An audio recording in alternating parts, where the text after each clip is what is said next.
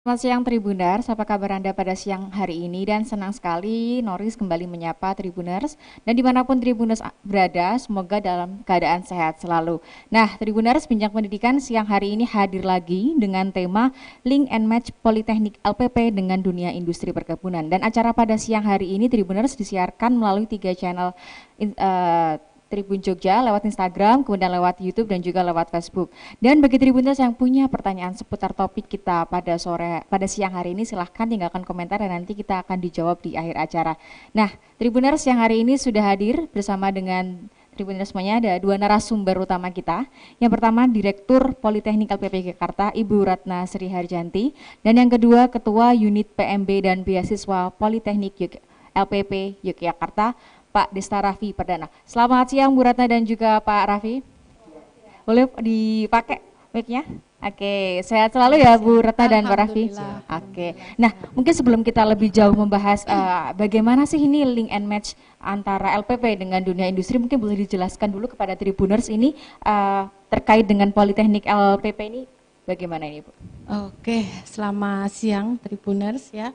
Politeknik LPP itu adalah salah satu perguruan tinggi swasta di bidang perkebunan di sini yang ada di Yogyakarta, di mana ini berawal dari cikal bakalnya di tahun 1950 berupa College Gula Negara, di mana menyediakan tenaga ahli di bidang industri pergulaan.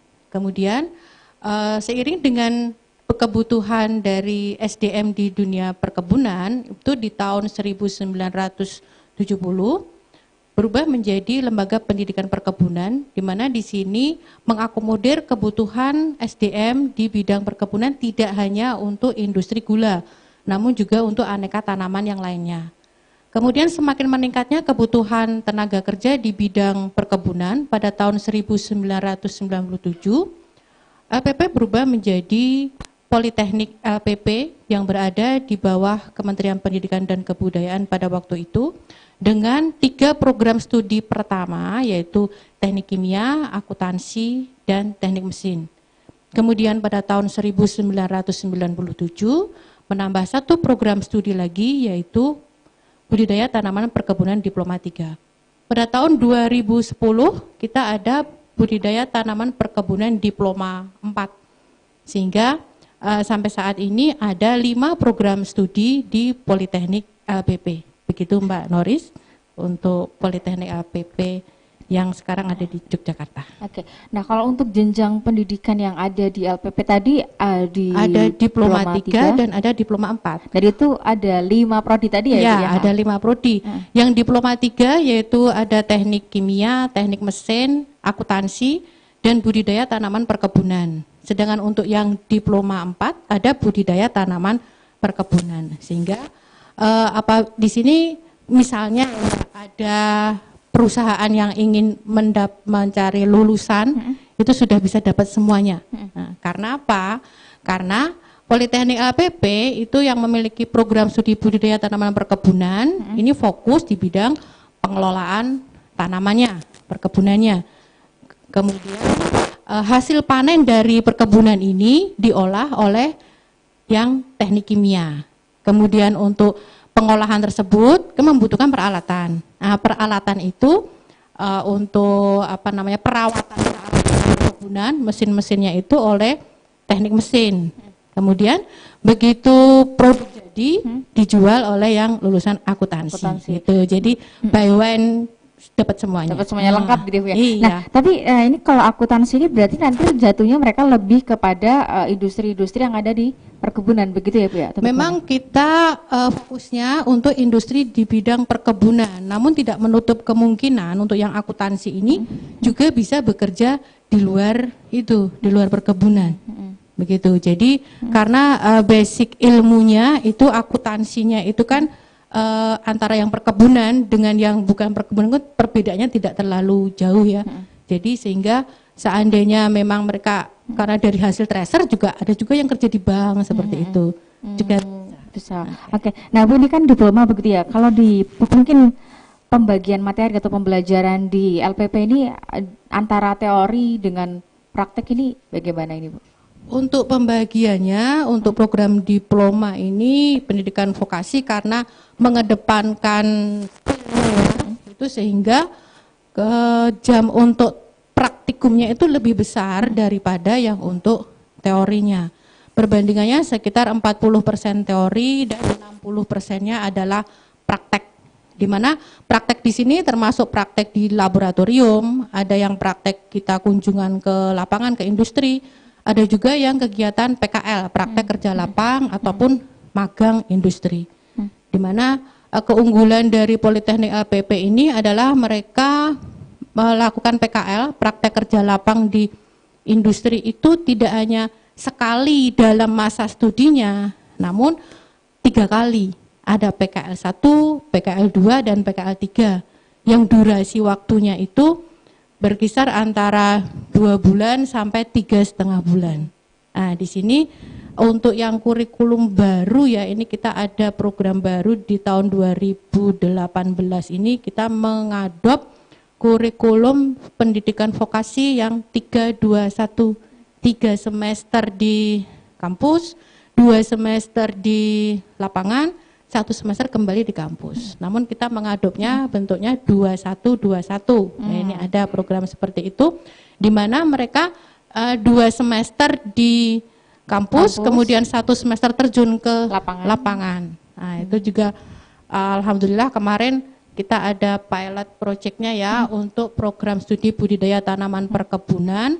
Itu setelah menjalani masa pembelajaran di kampus 2 semester, kemudian 1 semester berikutnya mereka ada di waktu itu perusahaannya PT Sokvindo, itu masuk di sana sebelumnya mengikuti itu fisik bintal fisik itu ya, bintal fisik di Brimob selama 1 bulan. Jadi fisiknya benar-benar dilatih, kemudian setelah 1 bulan di Brimob itu kemudian masuk ke Sokvin dan hasilnya dari pembimbing-pembimbing yang ada di sana itu sangat puas.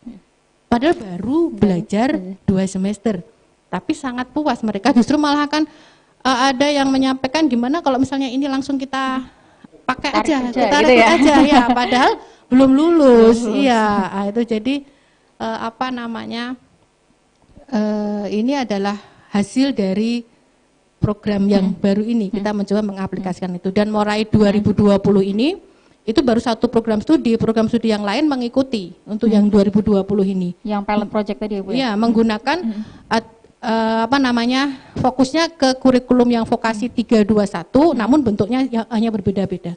Artinya di sini waktu di industrinya itu lebih panjang daripada di kampusnya gitu, sehingga belajarnya langsung di praktek industri ya. Ya, Nah, betul. ini tadi kan PKL-nya 3 kali ya Bu ya. Ya. Itu nanti biasanya itu mereka akan di PKL itu di semester berapa saja itu Bu?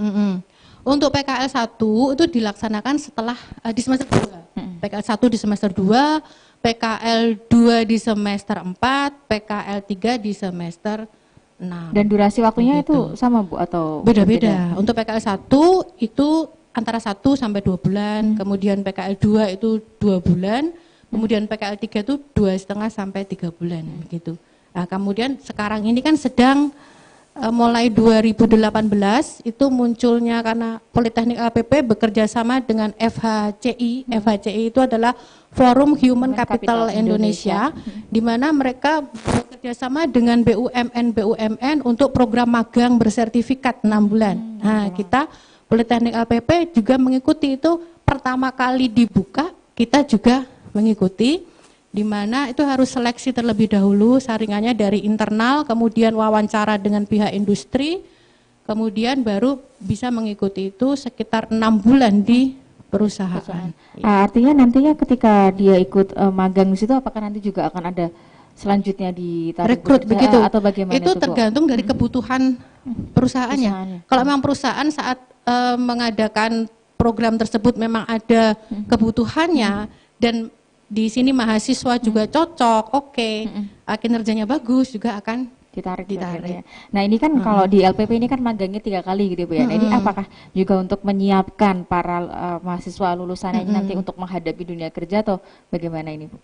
Iya, karena apa? Karena pendidikan vokasi ini kan identik dengan skill ya, keahlian praktik, di mana industri itu yang dibutuhkan adalah yang sudah memiliki praktek, yang kemampuan prakteknya itu sudah oke ya, sudah bagus. Ini sebenarnya ini kan juga ada tambahan dengan adanya link and match ini ya, link and match dengan ini kan malah tadi belum diceritakan link and match-nya ini, yang awalnya tadi yang saya sampaikan kurikulum yang 2121 tadi, nah itu bagaimana proses penyusunan kurikulumnya, nah itu dengan melibatkan langsung industri.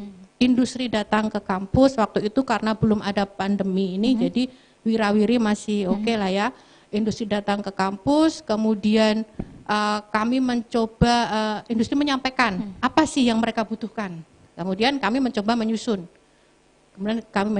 Kemudian beberapa minggu kemudian datang lagi industrinya. Gimana sih persiapannya sudah sampai mana gitu. Kita menyampaikan lagi. Seperti itu sampai akhirnya tersusun ya kira-kira hampir 1 tahun lah untuk menyusun kurikulum tersebut. Dengan memasukkan dari unsur industri dan kita sebenarnya keahlian yang seperti apa yang diinginkan oleh industri gitu.